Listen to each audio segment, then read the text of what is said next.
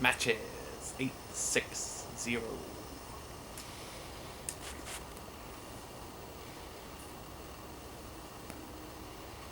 There's my interpretation of Matches 860's little intro thing. His signature. I thought I'd try it out. I know there's a contest going on about that, but I think it expired, so it's not really part of the contest, but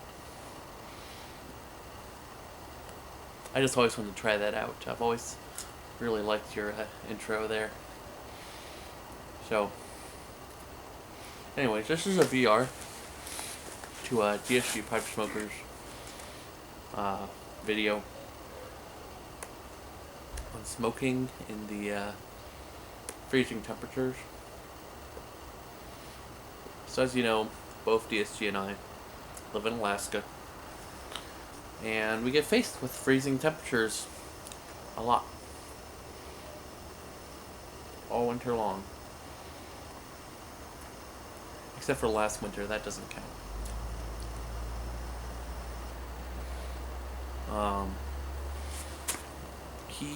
He made some wonderful points. I tried doing a video. My last video, before the last video that I published, was going to be about the same topic, but it got too dark, which is another issue up here. We don't have a lot of light. The sun comes up about 10 o'clock and goes down at 5.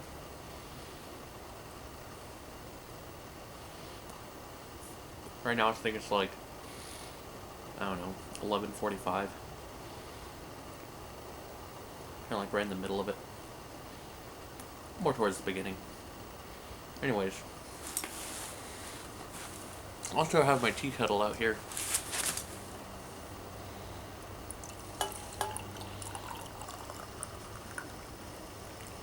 Pour myself a cup of tea.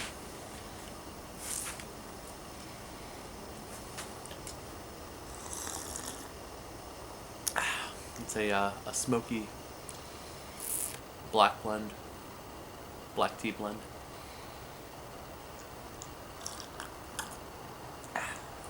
Perfect temperature.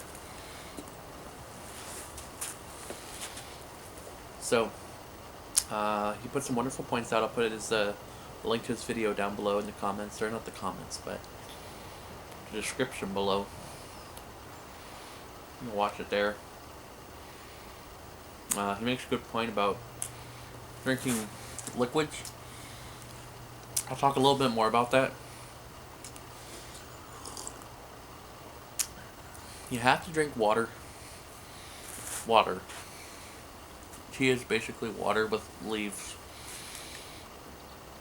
To kind of keep your fire burning, because the heat from your body is powered by your hydration level and also the food that you put in your body. That's all energy. Well, food is like the energy, and then water is like the oil to your engine. Both necessary. So it's important to have a nice full meal before going out on a long time outside, and also to be drinking plenty of water. And then you have to wear the right kind of clothes to insulate yourself so you don't lose that heat. Now, clothes don't make you warmer. They just keep the warmth that you already have on you, so you don't lose it as fast.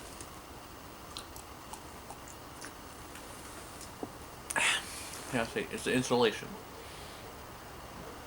It's not a heating source, it's insulation. And you gotta be well insulated. Certain fibers work better than others. Like, wool is a good insulating fiber. And fleece, like micro fleece, or like a synthetic kind of fiber. Which I'm wearing both. I have like fleece undergarments and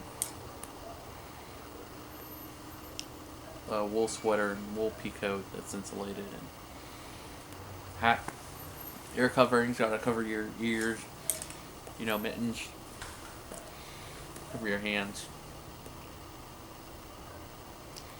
It's all necessary. All necessary.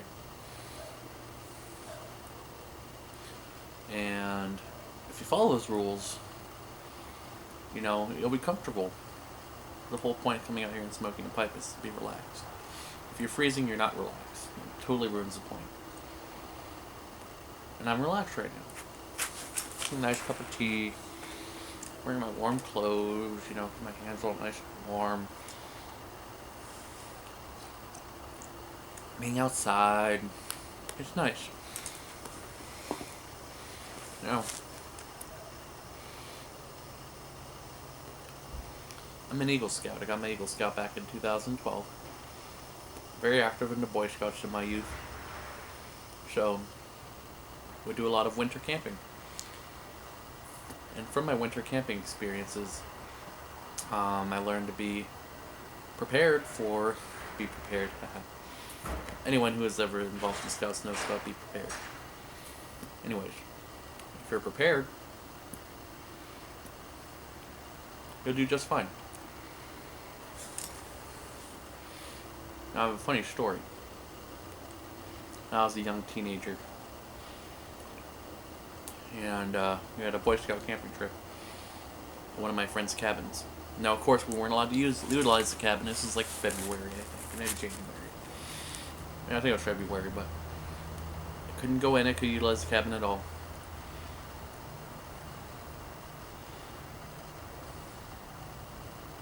I think we were allowed to use the outhouse. Can't remember. I think we were, yeah. But being a young, immature teenager that I was, we were playing around, sledding, and ice skating, playing hockey. And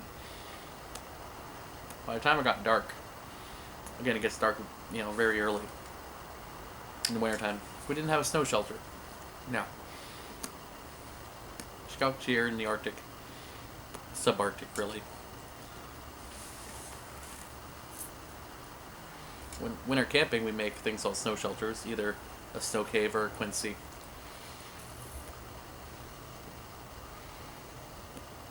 You know, at his cabin, mostly it was quincy. A snow cave you can only make at like kind of a hill with a bunch of snow. Dig into it, make a cavernous area for you to sleep in. Quincy, you pile up a bunch of snow, let it sit for a while, and dig into it. Well, we didn't have enough time to do that. So my friend Carl, he was like, "Hey, why don't we just stay in my treehouse here?" Okay. Go out to the treehouse with my winter sleeping bag, all bundled up, and it got down to -30. And we were in a treehouse. Now, treehouses have no insulation, it's up in the air. And then at -30, it's awful. Barely got any sleep that night.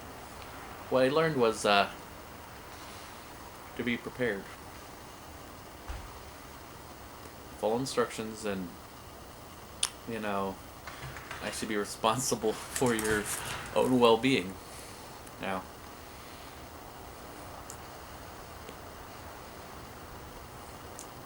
of course, I learned from that experience. Never again was I sleeping in the treehouse at -30. But most of our camping trips, you had to be prepared because they were more high adventure. My troop was pretty good at that. We would go out, you know, either on snowshoes and skis, pulling sleds behind us, you know, the plastic toboggans, with all your gear, out to your camping spot, somewhere up in the mountains. It took miles to get there, either by snowshoe or cross-country ski. We'd be out there. Usually no campfire, because there's not a lot of wood, you know, you can find, and you don't want to carry the wood, because you have to carry everything that you need on your sled or on your back. And we'd go out there for a few days, looking for a weekend, you know. So, my whole life, I was molded by the cold winter months. I love it, you know. So, again, I'm acclimated to this kind of environment. So, this is like normal for me. Or maybe some of you down south, or closer to the equator, it'd be like, oh, that's crazy. But of course it sounds crazy. I think doing extenuous activity at 90 degrees and humid is crazy. It's what you're acclimated to. I can't do the heat very well. Some people can't do the cold very well. Since I was born and raised here in Alaska, this is what I'm used to. So, that's another thing you have to think about. It's what you're acclimated to.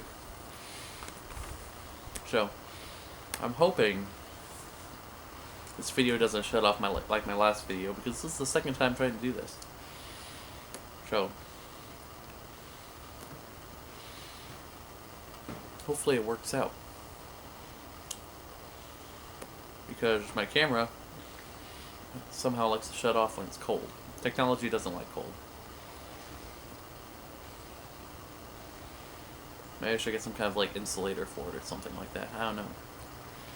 Well, anyways, obviously it's a lot warmer out today. I'm making my tea because I'm not wearing my gloves,